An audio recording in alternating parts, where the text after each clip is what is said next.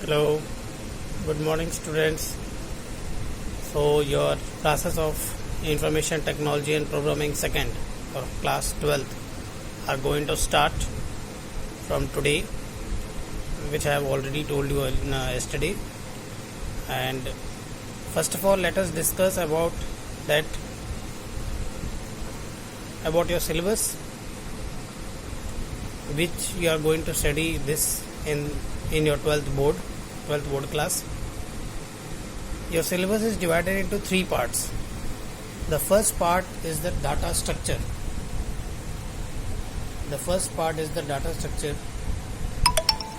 Which consists of 20 marks.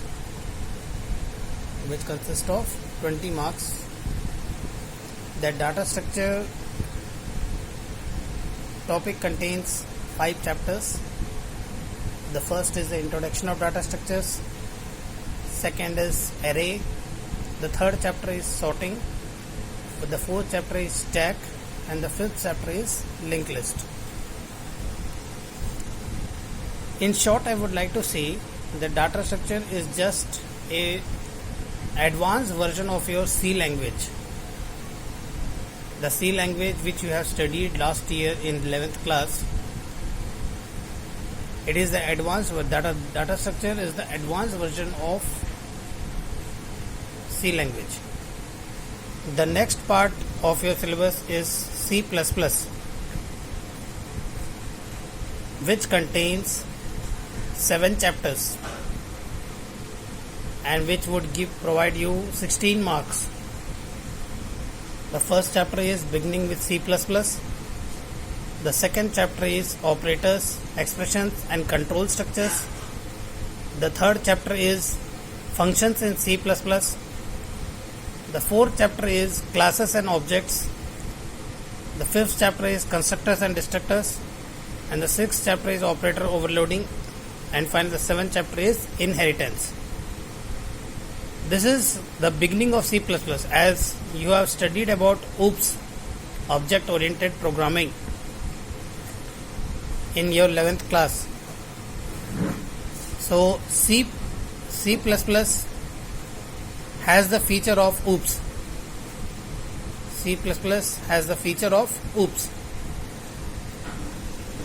And your third part is RDBMS, Relational Database Management System,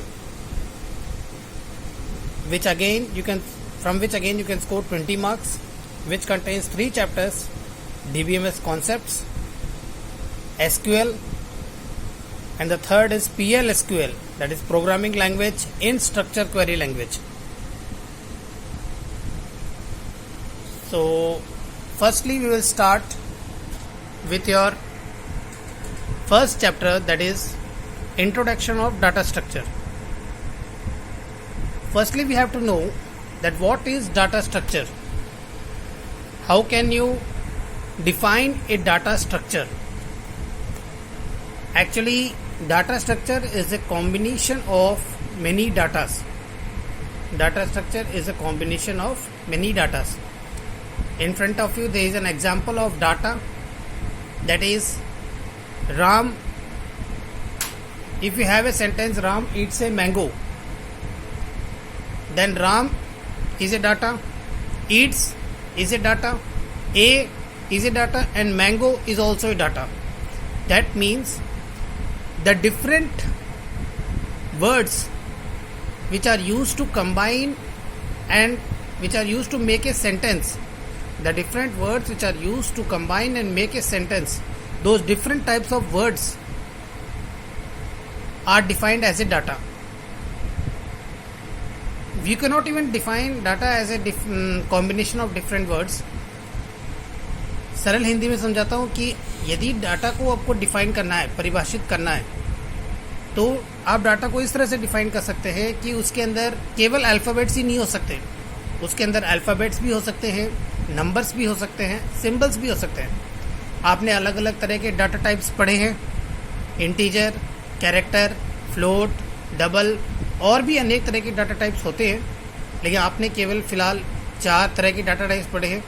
वैसे woollen भी होता है, लेकिन उसके बारे में फ़िलहाल आपने शायद 11th क्लास में नहीं पढ़ा है, और ये शायद आपके थोड़ा सिलेबस से भी बाहर है. तो जो सिलेबस में है वही उसी से एग्जांपल लेके आपको एक्सप्लेन करता हूँ कि डाटा क्या है। It is the smallest part of information, यानी किसी भी इंफॉर्मेशन का सबसे छोटा हिस्सा जो होता है वो डाटा कहलाता है। जैसे कोई भी अल्फ़ाबेट एक डाटा है, कोई भी नंबर एक डाटा है, कोई भी सिंबल एक डाटा है। जैसे आपका नाम है वो एक डाटा है, आपकी क्लास है वो एक डाटा है, आपका स्कूल नेम है वो एक डाटा है, आपका रोल नंबर है वो भी एक डाटा है।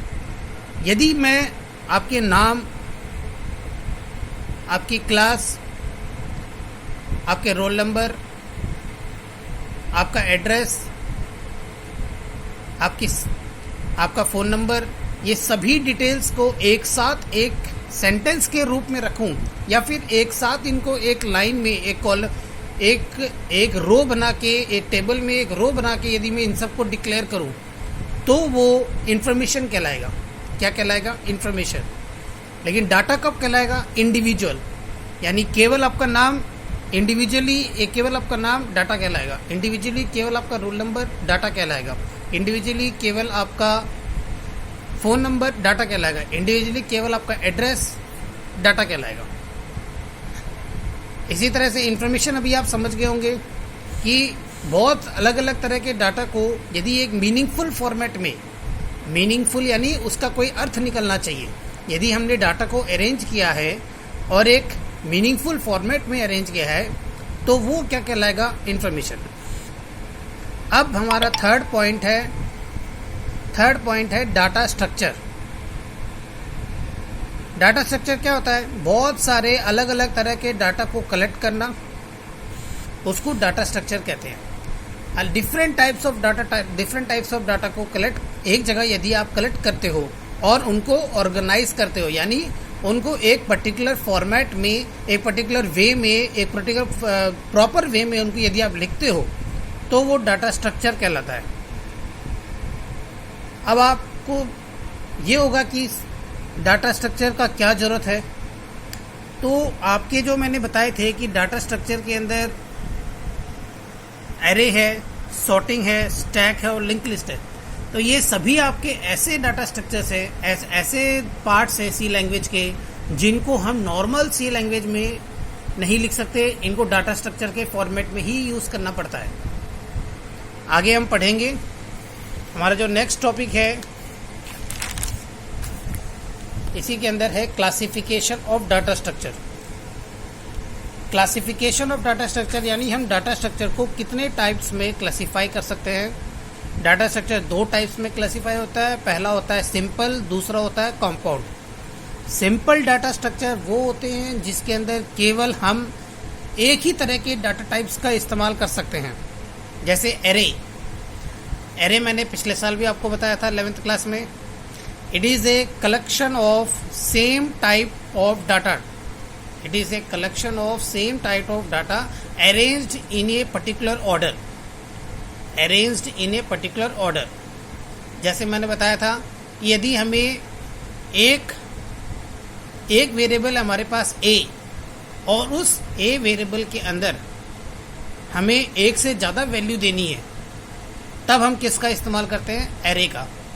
यदि सिंगल वेरिएबल में हमें एक से ज़्यादा वैल्यू देनी है तो हम किसका इस्तेमाल करते हैं? एरे का। तो हमने एक से ज़्यादा वैल्यू हो गई। और दूसरा मैंने कहा प्रॉपर ऑर्डर में। ऑर्डर कैसे बनता है इसके अंदर?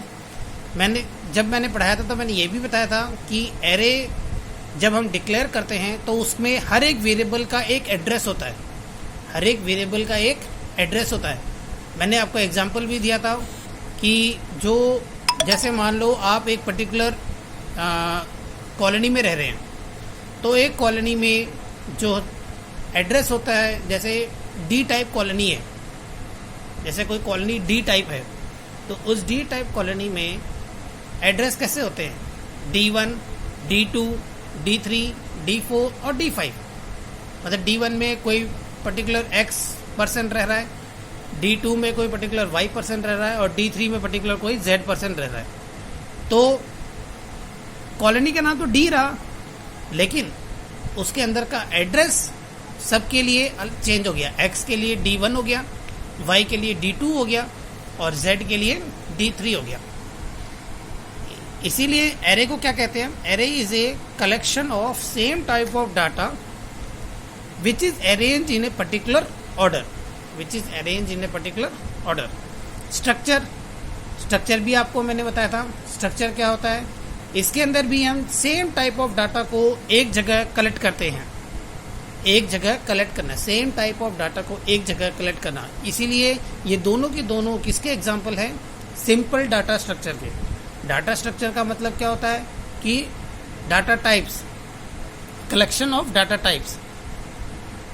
लेकिन यदि आप कलेक्शन ऑफ डाटा टाइप्स कर रहे हैं और आपका जो कलेक्शन ऑफ डाटा आपने जो कलेक्शन किया उसके अंदर सेम तरह के डाटा टाइप्स आ गए, आपने जो कलेक्शन किया डाटा का और उसके अंदर सभी डाटा का जो टाइप है, जैसे इंटीजर है, कैरेक्टर है, आपने 5 तरह के डाटा को कलेक्ट किया और सभी 5 तरह के डाटा में इंटीजर टाइप ही निकला, तो वो क्या कहलाएगा? Simple data structure. क्या कहलाएगा? Simple data structure. और यदि हमने कोई डाटा कलेक्ट किया और उस डाटा में हमें different types of data types मिले, जैसे इंटीजर भी मिल गया, कैरेक्टर भी मिल गया, फ्लोट भी मिल गया, डबल भी मिल गया, तो वो किस में आता है? फिर वो कॉम्पाउंड डाटा स्ट्रक्चर